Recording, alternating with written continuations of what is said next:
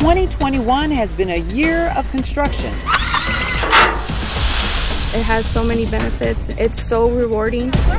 Connecting. It is jobs, it is renewable energy, it is more accessible transportation. And community. We know that with these trees it'll reduce greenhouse gases. Now as we head into 2022, we're taking time to look back at a year of bringing high-speed rail a step closer to reality in California. You are looking high above the San Joaquin River Viaduct arches, the northern gateway into Fresno. This project, the largest completed structure so far, is in the 119 miles of construction underway right now through the Central Valley. Hello, I'm Karen Massey, your host for the California High-Speed Rail Authority's 2021 Year in Review. Can you imagine it? In the next few short years, there are going to be trains traveling at 200 miles an hour under these signature arches, taking people to destinations all over the state of California. It'll be unlike anywhere else in the United States, and history is going to be made right here. But before that can happen, there's a lot more work to be done. And over the next half hour, I'll be showing you some of the work that we've done in 2021. I'll introduce you to some of the people and businesses that have made high-speed rail possible, and we'll show you some of those major milestones that we've made. So let's talk about where high-speed rail stands right now. As I mentioned moments ago, there are currently 119 miles of construction underway from Madera to just north of Bakersfield. Along that 119 miles, we have completed more than a dozen sites. And as of December, there are 35 active construction sites. And one of those sites is the Cedar Viaduct. And that's where we find California High-Speed Rail Authority Public Information Officer Kyle Simmerly. Kyle, I understand you're standing right in front of one of our signature structures. Thank you, Karen. This is the Cedar Viaduct, the signature structures that are the southern gateway into Fresno. They have 4 arches over State Route 99. I'm on top of one of them right now. We have iron workers behind me tying rebar that'll be filled in with concrete later. And these are the focal point of construction right now here at this construction site. You can see this section of the Cedar Viaduct crosses over State Route 99, creating quite a view for the drivers passing underneath. False work has been put up giving you an idea of what these arches will look like once they are complete. When finished, each of these arches will be nearly 179 feet long and nearly 40 feet tall. Really incredible work out here, Karen. It's easy to see why these are called signature structures. Back to you. Kyle, that view from the air really gives us an appreciation of the scope of what we're building here. And it really helps to show the progress that's being made. The eye in the sky doesn't lie. Progress on California's high-speed rail system is moving full steam ahead. Projects are being completed, others are being started, and some are taking major leaps forward. The Road 27 grade separation was wrapped up in Madera County in late summer. This project means cars and pedestrians will no longer have to cross freight tracks, and that means no more train whistle for the nearby homes. Also nearing completion, Avenue 12 in Madera County, and South Avenue in the northern end of Construction Package 2-3. In downtown Fresno, abutment walls are up for the bridge that will cross over the Tulare Street underpass along G Street. Work is also underway on 3 retaining walls and a pump station that will help keep water from accumulating in the underpass. And you can't help but notice the work happening at the Tule River Viaduct and Pergola in Construction Package 2-3 as it crosses both the BNSF freight lines and State Route 43. There, crews continue to excavate the vents by drilling cast-in drilled holes for the foundation of the structure. 75 columns will make up this more than 3,500-foot-long structure. That's nothing compared to the 286 columns that will make up the Hanford Viaduct. This more than 6,000-foot-long structure sits adjacent to the temporary girder plant and will be part of the future Kings Tulare station. At the Conejo Viaduct in Pergola, Work is underway on the edge beams of the pergola structure.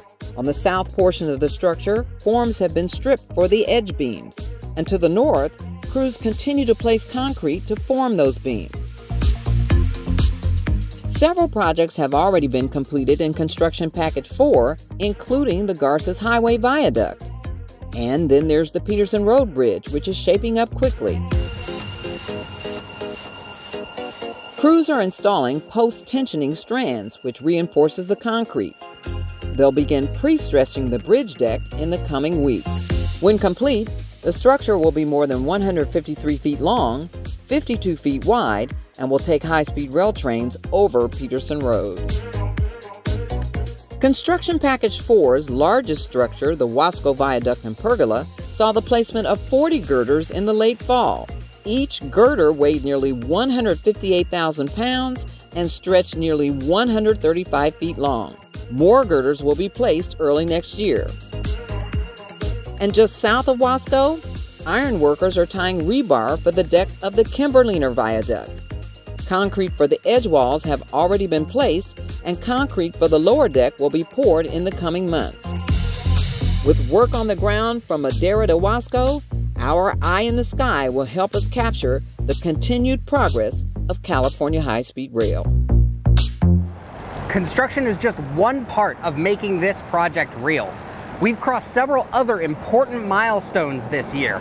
First, in February, we met our state match requirement for the American Recovery and Reinvestment Act funding grant, 22 months ahead of schedule, mind you. In June, we reached a settlement agreement with the federal government, restoring nearly $1 billion in funding that had been rescinded by the Trump administration in 2019. And just this fall, President Biden signed into law a bipartisan infrastructure bill, a historic moment that will provide tremendous opportunity for California high-speed rail and rail transit operators nationwide. The law also includes the most significant investment in passenger rail in 50 years, $66 billion for passenger and freight rail. On the environmental clearance side, in August, our board approved the final Bakersfield to Palmdale EIR-EIS, with the record of decision being signed in September. This is the first environmental document completed into LA County. Also in September, we closed the comment period on the revised draft EIR supplemental draft for San Francisco to San Jose project section. And just about a month ago, we issued the final EIR-EIS for Burbank to Los Angeles, which our board of directors will take action on in January. With nearly 300 miles of the 500-mile system environmentally cleared, we're on our way to completing this important work. Of course, we're spreading the good news about California high-speed rail to as many people as possible. And over the last year, we've captured the attention of many familiar faces. And it wasn't hard to tell that they were pretty impressed when they got a chance to see high-speed rail construction up close and in person. This is the future. This is the future of transportation in California. Governor Gavin Newsom showed his enthusiasm for high-speed rail when he toured the sky-high San Joaquin River Viaduct in March. It was hard to keep up with him as he strolled down the deck and extolled the virtues of high-speed rail. 100% electrified system cleaning up the air, innovative infrastructure, low carbon, green growth, economic development project, not just a transit project. We can't see a future for California and for the country without high-speed rail. In mid-July, Senator Alex Padilla and Congressman Jim Costa took in the towering signature arches on the San Joaquin River Viaduct. It marked the first time a U.S. senator had toured high-speed rail construction in the Central Valley. For the sake of the future of transportation, for the sake of job creation and stimulating the economy, for the sake of our environment, taking cars off the road, reducing emissions, all those sorts of things. This project is a win, win, win. Costa and Padilla made good on their promise to pass President Biden's infrastructure bill, which includes $12 billion for grants for train systems, including high-speed rail. Amit Bose, Deputy Administrator for the Federal Railroad Administration, traveled to California in December to see ongoing work on high-speed rail. He was excited last summer when he announced that the FRA had restored nearly $1 billion in federal grant funding to our project. His excitement grew even more when he saw what the money is paying for. I see a lot of progress here, and for me to experience it and see it firsthand is so important, and see the jobs that have been created and the work underway. In 2021, we hosted 6 state lawmakers, most recently Assemblymember Alex Lee and Dr. Joaquin Arambola. Every day on construction sites just like this one, we have an average of about 1,000 workers on the ground every single day. And through the lifetime of this project, we've created about 7,200 jobs building the nation's first high-speed rail system. As the project continues to grow, the need for workers will continue to grow as well. So this summer, we started putting up these billboards, reminding people that this project is creating jobs and building the future, and that they could be a part of it. The billboards direct you to buildhsr.com and our jobs website, where you can get information about the design builders, professional service jobs, and pre-apprenticeship training programs. The billboards also feature iron workers on this project, Keith Villagrana and Desiree Ruiz, who talked to us about why working on this project means so much to them. My name's Desiree Ruiz. I'm an apprentice iron worker. My name's Keith Villagrana. I'm a foreman, iron worker. More than half of my family are iron workers. My husband is an iron worker. When I didn't really see anything going for myself as far as like the part-time jobs, minimum wage jobs, I wanted to take advantage and try out the union, and I ended up liking it more than I expected. It started with me getting in trouble with the law. They either said when I get out, just either get a job or stay in. So I said when I get out, my main focus was getting a job. Ever since that day, I've been iron worker ever since. By just having this project, it's opening so many opportunities for so many people. Carpenters, iron workers, finishers, laborers. Got a little bit of everything out here. My dad was an iron worker. He passed away in 2015. And before he passed away, he would always talk about the high-speed rail. And at the time, I wasn't in the union yet. He passed away before he was able to even get onto the project. And throughout my whole apprenticeship, I've been on this project. It's just very proud that, even though my dad didn't get to do it, I'm able to do it for him as his daughter. I really like this. It's more of a career to me. It's not a job. I love what I do. This project would not be possible without the men and women like Keith and Desiree who are in the trades. We see over and over again, the trades are providing not just a job, but a good paying career. But how does somebody get started with the trades? This past year, thanks to the newly opened Central Valley Training Center, we saw the first graduating class from this pre-apprenticeship program that sends students down the trades path. For 16 weeks, students at the Central Valley Training Center have taken a crash course about jobs on the high-speed rail project. From learning soft skills like teamwork, to critical thinking, to learning about more than 10 different trades.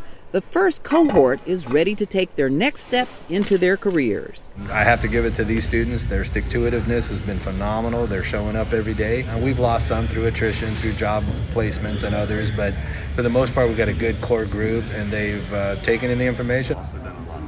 Upon completion, students will receive more than a lot of certifications that they can take from the classroom to the job site. We got our OSHA 10 safety. We got our hazardous waste handling certificate. We got CPR. We got confined spaces, traffic management. As we moved on, it started to get more hands-on, and we started to learn more about what was going to be happening job-wise for us. So it definitely, I'm very happy that I got this opportunity. What's next for these students? They go into those trades and try to get an apprenticeship to those trades that interest them. And that's just one avenue. The other avenues are securing work in solar industries, securing warehousing, private sector, manufacturing, where all of those different skill sets and all those certifications would apply. It's been challenging because, A lot of people, they need work, they need money, but the sacrifice is well worth it, because at the end we get all these certs and we're gonna get a high-paying job. So it's like a little sacrifice is nothing compared to the reward. To learn more about the Central Valley Training Center, visit cvtcprogram.com. Along with the trades, small businesses are invaluable to this project. So far, the authority has contracted with nearly 650 small businesses, and that number grows every month. The authority has an aggressive 30% small business participation goal. That means 30% of all the businesses contracted on this project will be certified small businesses and micro businesses. Of that, 10% will be disadvantaged business enterprises and 3% will be disabled veteran business enterprises. Just like the 111th aerial photography firm, which is a disabled veteran business enterprise. It's helping to map the high-speed rail corridor all the way from Madera down to the southwest edge of Fresno. This is my little office at the airport. Most days you'll find Pat Bellinger in his office. This is the F-106. I flew that for 10 years. I just have a passion for it. A passion for soaring through the skies, taking pictures. It was a skill he learned while flying fighter jets as a lieutenant colonel in the Air National Guard. Pulled many of nights on alert. Means manning a jet 24 hours a day, ready to challenge anyone who is trying to nefariously enter our airspace. This is the survey camera. Following almost 27 years in the service, A6D, 100 megapixel. Bellinger told his wife Julie, who's also a pilot, he had an idea. So I said, well, I'd like to do aerial photography. And she quickly berated me and said, why would you want to do that? My exact words were, that is the dumbest idea I've ever heard in my whole life. Although skeptical, Julie, whose mother and brother were also pilots, the airplane that I'm standing in front of is my mother's airplane. Gave it a try in her mother's airplane. He gave me a beautiful turn and I've got the window open and I start taking pictures. I knew in that moment that's what I was going to be doing the rest of my life. Our precision aerial mapping service provides highly accurate and very high-resolution imagery. That launched the 111th Aerial Photography Squadron in 1993. So typically when I'm doing a night shoot, I shoot in manual mode. Their daughter Nikki, who was doing post-production, obtained her pilot's license and joined them in the cockpit. Today, she's known for her stunning evening and nighttime shots. I absolutely love being able to fly and work, and I never really know what my day is going to be like from one shoot to the next. And so sometimes it's in the helicopter, sometimes it's in the airplane. In 2014, the 111th landed a contract mapping high-speed rail's construction progress in the Central Valley. So this is the Hasselblad. It's done with high-tech cameras and computers connected to GPS, the global positioning system that makes use of satellites in space. The pilot has to fly that flight line, and the camera is fired automatically when it hits that GPS that we're flying. If the pilot goes off course, you won't get that picture. And if you don't get it right, you got to go back and do it again. Over time, the aerial shots stitched together and layered show how far high-speed rail has come. This disabled veteran business enterprise that belongs to our small business program has provided high-speed rail with thousands of high-tech images over the years. The same holds true for other aerials the 111th has taken all over California and neighboring states. The Bellingers wouldn't have it any other way. We are able to see things that other people never see, you know, the layout of the land, and it gives you a different perspective on the world we live in.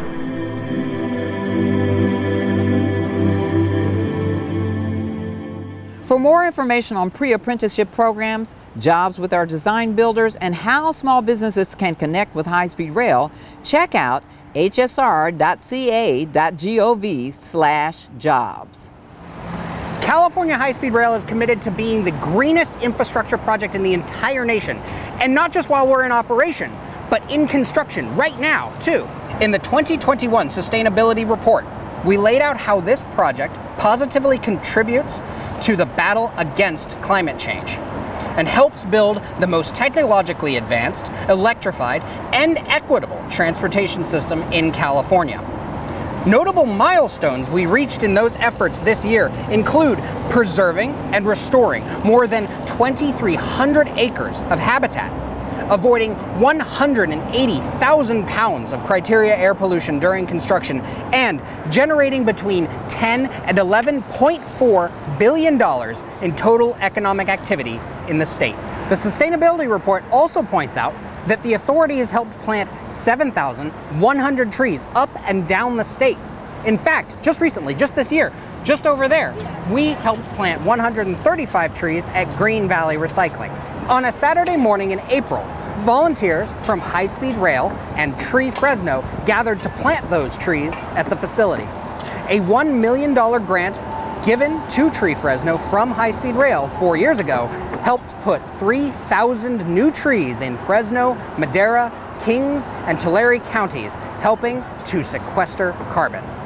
People are thrilled to be out and about, out in their community, beautifying the community, and they also understand the significance of planting these trees, that they're actually contributing to the reduction of climate change. And so we know that with these trees, it'll reduce greenhouse gases and improve air quality and water quality. Speaking of trees and sustainability, every single year here at the Authority, we celebrate Earth Day, and this year was no different. And while we're committed to being green now, in 2021, the Authority announced that we're going to go even further when it comes to being green and clean.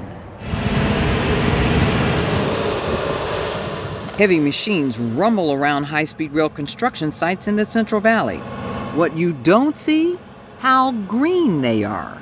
We've required that all of the construction vehicles be Tier 4. You can't see that it's reducing nitrogen oxide, and it's reducing particulate matter by more than 50% or greater in some instances. And you can't see that we've reduced or avoided more than 2,300 pounds of particulate matter and 42,000 pounds of nitrogen oxide. And then there are the ZEVs, ZEV for zero emission vehicles. Right now, ZEVs, or cars close to it, make up 25% of our agency fleet. Our Ford Fusion runs on gasoline, but it can also run on an electric engine. So it's a true hybrid in that sense. The California High-Speed Rail Authority is going even greener. We've looked ahead to the next couple of construction contracts. We anticipate the opportunity for requiring 100% of just the fleet vehicles, those vehicles that are used to travel around site. Those can now all be zero emissions vehicles. And of course, when high-speed trains start zipping by, they'll be the fastest zero emission vehicles in the entire state. High-speed rail being green means we'll all be able to breathe easier. Karen, a project of this magnitude, touching so many parts of the state, requires a lot of public outreach. But of course, like all of you, we've been having to deal with COVID. Even despite that, we've been able to host dozens of mainly virtual outreach events. But of course, we were able to get a couple of in-person ones done too. However, while most of our outreach events are still virtual, we work hard to make sure they are informative and interactive. In September, we hosted a live virtual town hall from the Salesforce Transit Center in San Francisco.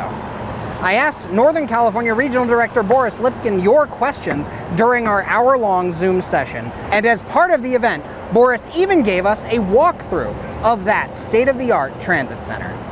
Hello, I'm Boris Lipkin, and I'm the Northern California Regional Director with the California High-Speed Rail Authority, as well as a board member for the Trans-Bay Joint Powers Authority.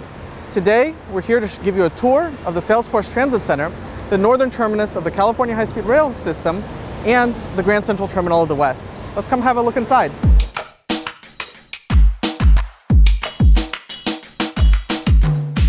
So here we are walking into the Grand Hall, and I'm joined today by Neela Gonzalez, Interim Executive Director of the Trans-Bay Joint Powers Authority. Neela, can you tell us a little bit about the history of the Salesforce Transit Center and how this beautiful building came to be? Welcome Director Lipkin to the Salesforce Transit Center, the multimodal 6-story transit hub owned and operated by the Trans-Bay Joint Powers Authority. As you know, the Transit Center is one of 3 main elements of the Trans-Bay program, of which we've delivered 2, including this iconic visionary destination, the Salesforce Transit Center, along with nearly 4,000 homes with 35% affordable. We're now focused on delivering the Downtown Rail Extension Project into downtown San Francisco here at the Transit Center as approved by voters in 1999.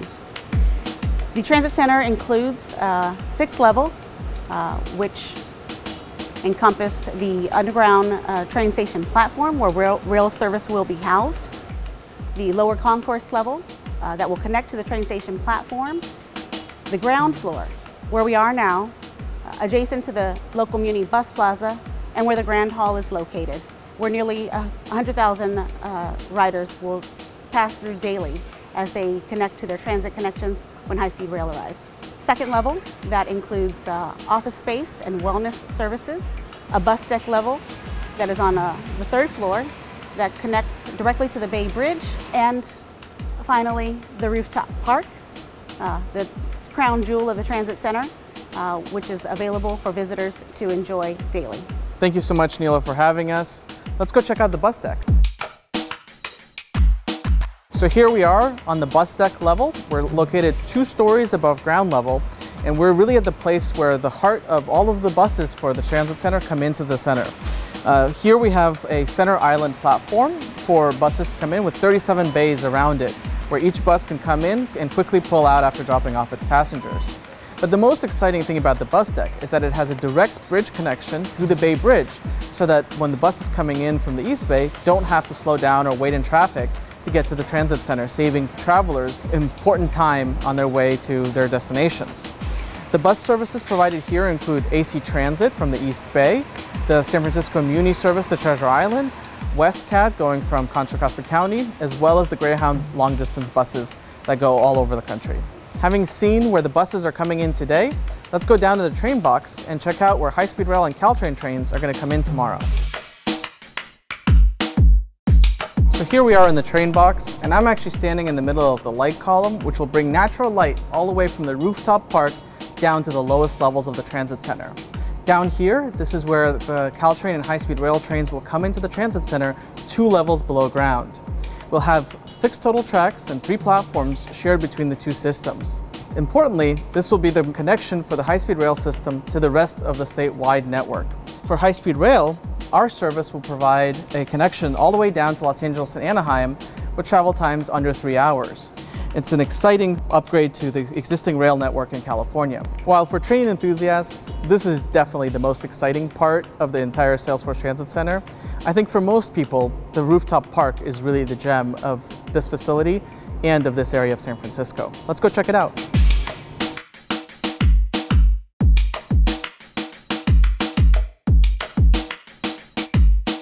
So here we are in the rooftop park, and this is truly a magnificent facility for all of San Francisco as well as the South of Market neighborhood. The park itself covers over 5 acres and provides a variety of sustainable design features.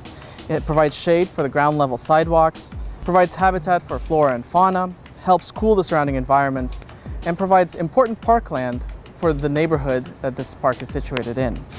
The bus fountain is one of my favorite features, and it's activated every time that a bus goes by on the bus deck. The park provides an open-air amphitheater. It has display gardens from both California and from around the world. There's a children's play area, and some of the more interesting features are the connections that this park has to the surrounding buildings. And having been built together with the large skyscrapers next to it, the park has direct connections to 2 of them through bridges that span both buildings, as well as a privately operated gondola going from the plaza up to directly to the roof deck. One of the more interesting things that we see when we tour around the park is that you can see the connections that are made between the different parts of the building so that it can withstand both earthquakes and other natural disasters. The weight from the rooftop park is actually what holds the train box down, given the soil conditions underground in San Francisco. Truly, this is one of those unique places where if you haven't been and you have a chance to visit, I highly recommend it. Well, thank you for joining us for this tour of the Salesforce Transit Center, the northern terminus of the California high-speed rail system, and truly a magnificent transit facility that's an example for the world to see. One of our first in-person events as we navigate through COVID-19 was an effort to reach out to some of our younger supporters. We call this program I Will Ride, and it is our student outreach and education initiative. And in October, we partnered with Fresno City College's engineering department and hosted a luncheon and networking session between high-speed rail professionals and future engineers.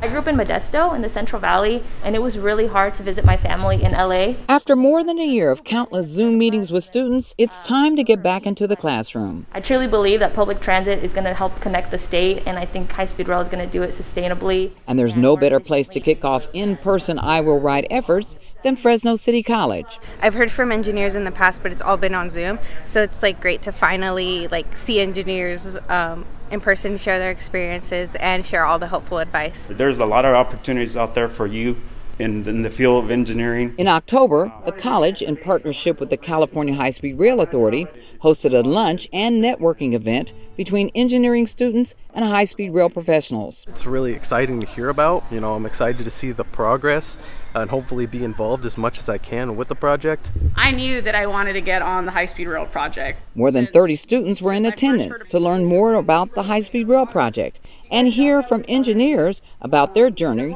to working on the nation's first high-speed rail system. You kind of want to see a role model, or you're going to see an example, and then it's like, oh, I can do this too.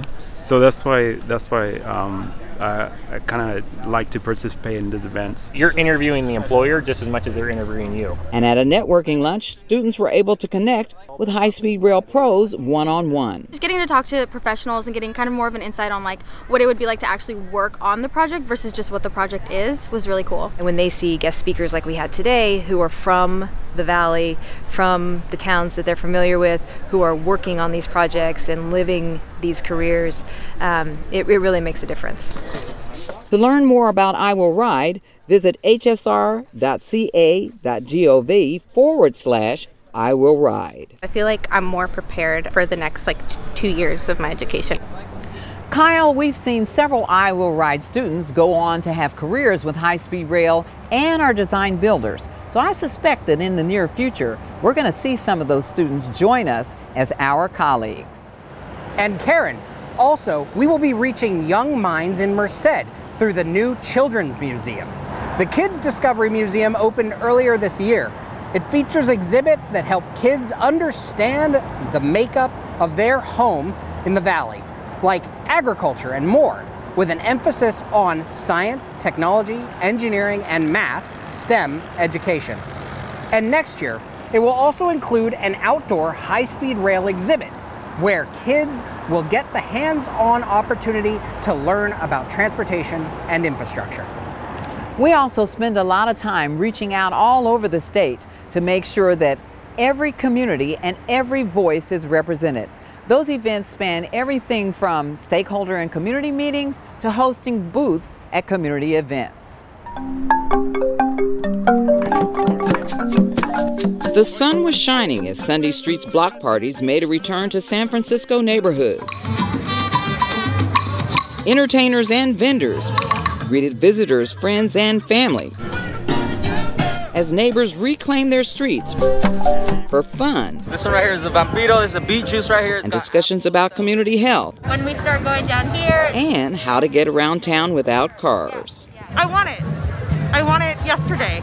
That's gonna be electrified or what? Anna Gracia was among those who stopped by an exhibit to hear about the progress of building high-speed rail. Anyone that's driven, I think, especially from San Francisco to LA, it's a terrible drive and it's awful, and you're just sitting in this traffic and you see all of these people commuting back and forth, and I just think having high-speed rail would make the state of California so much more accessible and so much more car-free. Hopping on high-speed rail instead of taking cars and planes will reduce greenhouse gas emissions. I try and limit my air travel because I don't like having a big carbon footprint. And if we're going to be serious about climate change and reducing emissions, I think we need solutions like high-speed rail. Although expensive, many point out it would be a great investment for the U.S. It is jobs, it is renewable energy, it is more accessible transportation, better for the environment, quicker. I mean, I understand that it is incredibly expensive and that is people's big hesitation, but the fact is if we don't invest the money, then we will never have big changes. And after talking with the High-Speed Rail staff, many people wanted us to know they look forward to the day when they can ride high-speed rail in California. I think it makes it very attractive for travel if you know that you have the high-speed rails available. I think it would be absolutely just a major, major boon for the environment, the economy, the people, everything. And of course, we're going to be out there attending community and stakeholder events throughout 2022 as well.